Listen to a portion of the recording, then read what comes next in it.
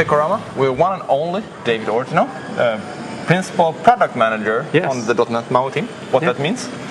What does it mean? What are you doing? Yeah, so drinking coffee, talking to people? I drink coffee, I talk to developers, I find out, what are your pains? What are you struggling with, and what could I possibly help with?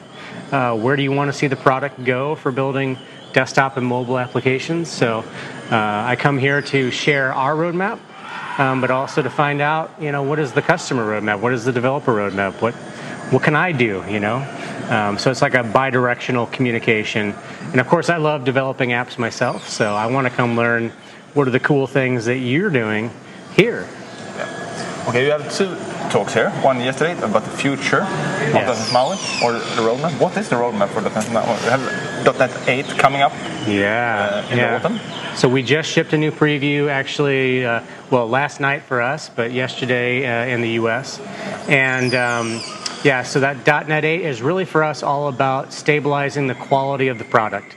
For mobile especially, to bring people from Xamarin forward to .NET so that everybody can take advantage of the full .NET goodness, but also some desktop things. So we have a few desktop features that are going to be in .NET 8, but really all focus and eyes are on that release to make it awesome. Because really, we're today just a year from when we first shipped .NET MAUI. So it's really only been out in the wild for 12 months.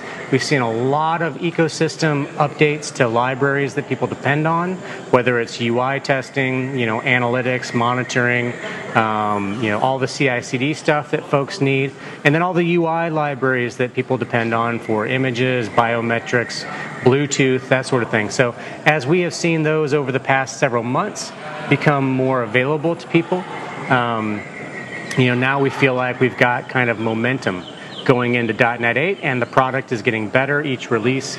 Lots of bug fixes going out, so very excited for November when we ship that. And beyond that, I don't know. We'll see. And you showed us live yesterday that the developer growth is it's fantastic. I mean, I think so. We kind of measure actual engagement of the product, so that means that you're not just downloading and trying it once. You're not just like kicking the tires, but you are actively using the product to build something. And so that number is awesome.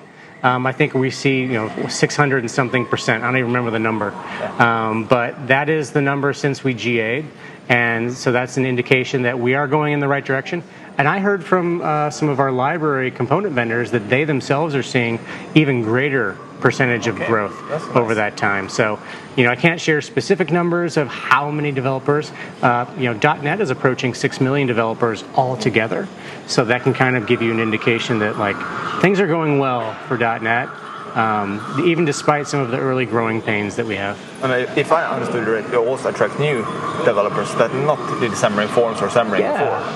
Yeah, so I think there's just a lot of interest among .NET in general for building cross-platform, multi-platform applications, for what is the modern way to get on the desktop, and how can, especially the hybrid aspect of things, which is how can I take my Blazor applications and bring them to desktop? We've seen Electron, we've seen people doing that with Angular and React.